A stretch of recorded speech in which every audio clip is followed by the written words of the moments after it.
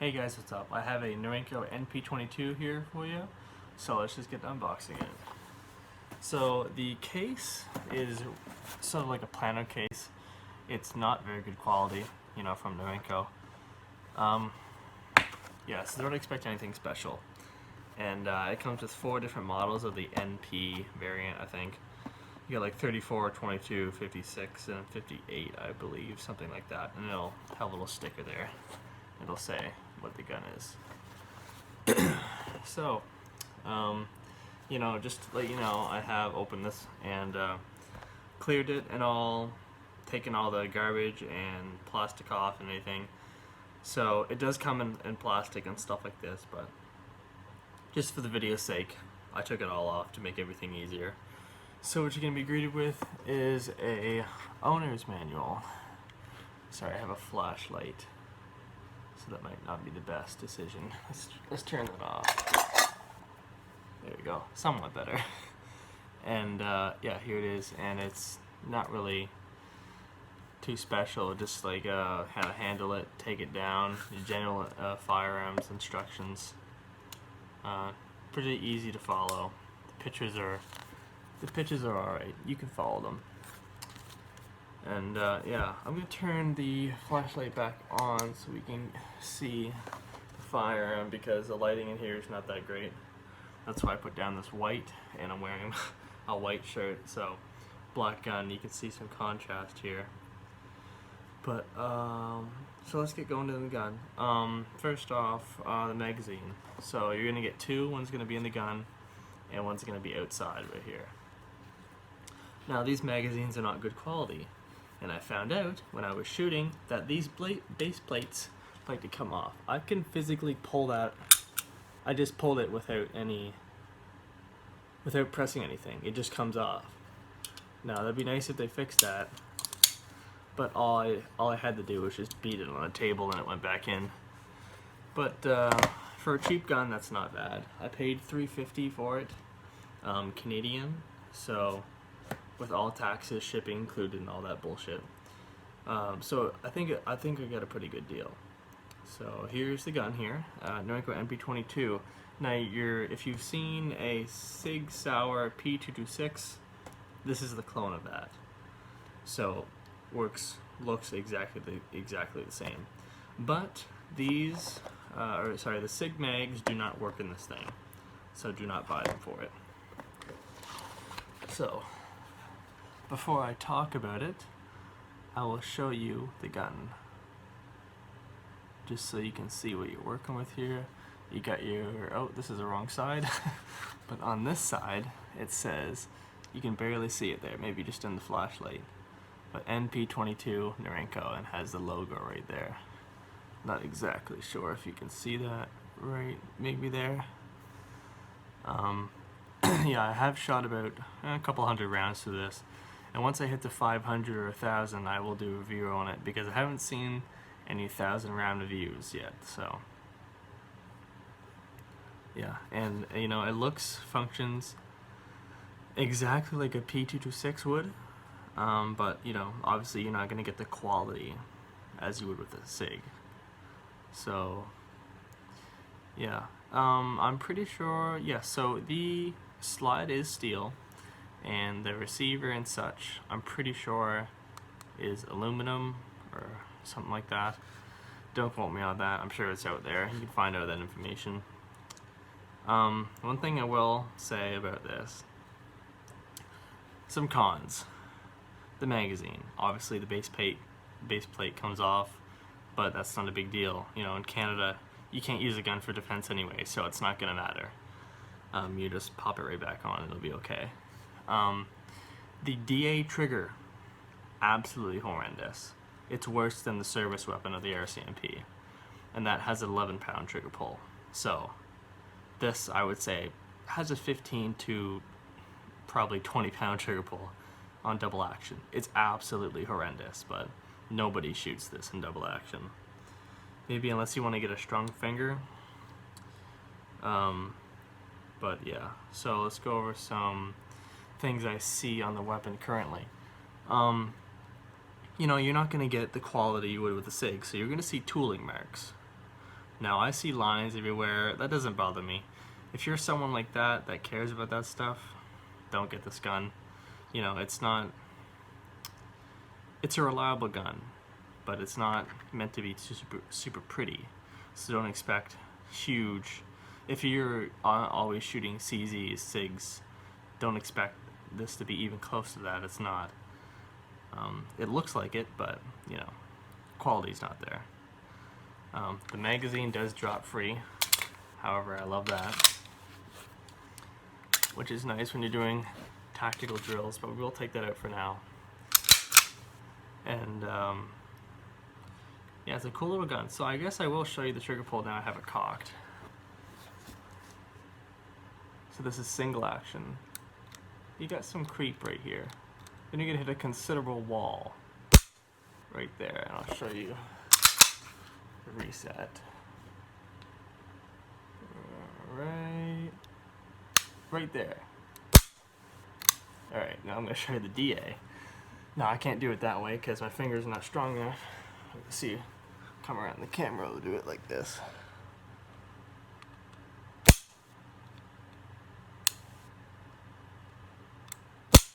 That is absolutely horrendous. I hate that. But I don't shoot it in double action anyway. As most SIGs do, they have a decocker right here. Just push that down and it'll safely put the firing back. But I'm not sure how safe that is. I don't trust that at all. I just still use my finger to put it down. But yeah, when you do get out of the package, it's gonna be very greasy, so just fair warning. You know, I've heard Norinco quality of steel-wise is very good, but you know, I've just heard that, it's not a fact. Before you go to the range, you should definitely clean this. When I first got it, there was some shit in the barrel.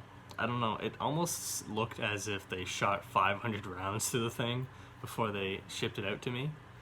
But that's probably just, you know, shipping gross stuff and all that. But let's go over some other features of the gun. So we'll get this out of the way. We'll just move this in the mag over here and get closer. You're gonna see some glares because I have the flashlight going. But yes, and I'm not sure about these screws. See if I can get closer here. Now, see those screws? They're pointed every which way, and as well on the other side. Now you think they would be equal and pointing all in one direction, but you know, it's Norinco. It's not a SIG. The grip is it's actually very grippy. Like, let's move this out of the way some more here. It's very grippy. You know, it's not going to hurt your hand at all if you're shooting it a lot. But it's if your hands are sweaty, you're not going to lose grip on this thing. And it does have some tiny grooves right here. It almost feels like a razor when you're going over it, but it's not going to cut you. It does have some serrations in front of that trigger guard here, so people that like to grab it like this when they're firing. One thing I did figure out when I was shooting, I'm used to having my thumb like this, and what causes that is it won't lock back on the last round, because I'm used to having my fingers like this when I shoot, and that doesn't help because my thumb is right over this slide release, so when it comes back it won't lock back. But you know, you just have to adjust your fingers for that. Nothing you can really do. So I just put my fingers higher, and I figured it out. I can put my fingers like this instead of like this, so just, you know, like half an inch over, and it'll be alright. I heard the rail is not too spec, but I don't know. I don't have any rail attachments, so we're not going to figure that out today. Yes, it does have, no, it does not. It does not have the bevel for the mag well, so it's just straight out. You know, when I first saw this online, I didn't see any close-up of it, like as I am doing now. You can completely see everything. I even got the flashlight out so you can see like minimal or minuscule details, so you can sort of make out exactly what you're getting. You know, you're gonna see tooling marks along this. It's not gonna be nice and smooth, and I can feel them with my fingernail when I go across, but that's alright. I guess I will show you the sights here. Up against my skin, like those. They're not completely white. They're more like a yellow white, but yeah, the front sight is definitely whiter than the back, and these sights are on. It's funny, my Canic here is not as accurate.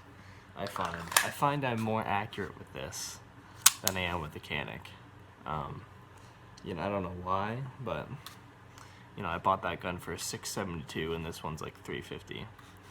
So, you know, about $300 price difference. So, obviously, I would trust this way more over this, reliability-wise. But anyway, so we're gonna take it down for you here, and to do that, it's fairly easy. Take the mag out. You know, we don't have one in, so you don't have to worry about that. Just bring it all the way back. And what you're going to be doing is you're going to put that slide release up so it can lock back. Also, I should mention it does have a metal guide rod, which is nice. And there is a considerable, you can probably hear that.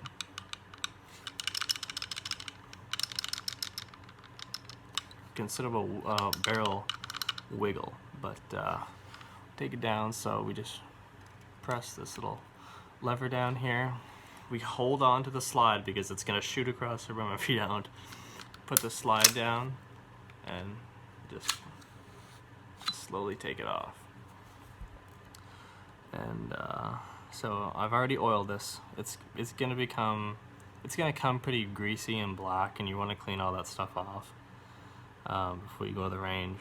But one thing I should mention here is to take the guide rod out. Everyone complains about this guide rod being extremely difficult to put back in and out, but I find it really easy.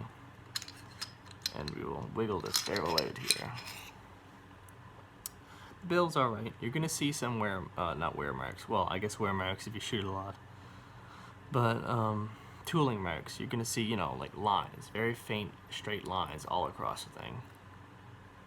It's like someone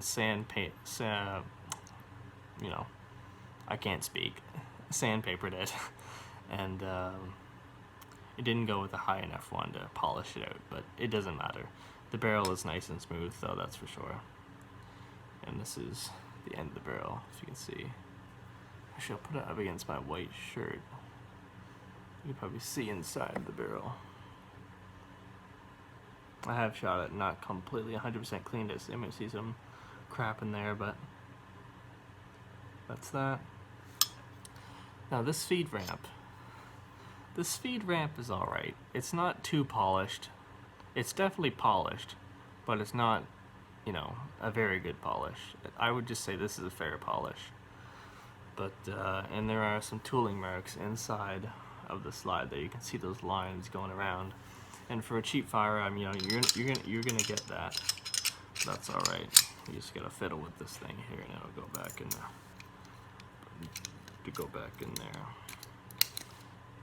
There we go. There we go. And I will show you the receiver end of it. Not much to look at, really.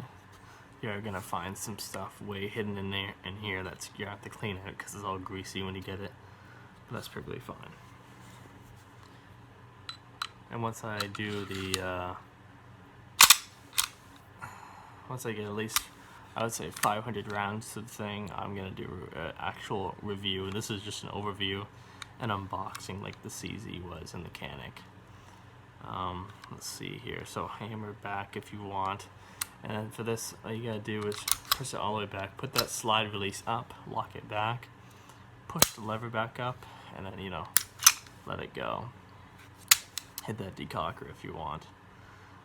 So yeah, not really much else to say. I think I've pretty well said everything. It is a 9mm. Some of them you can get 40, 45, Not sure about 10mm. I don't think so. Maybe Sig has a 10mm, but definitely not Norinco.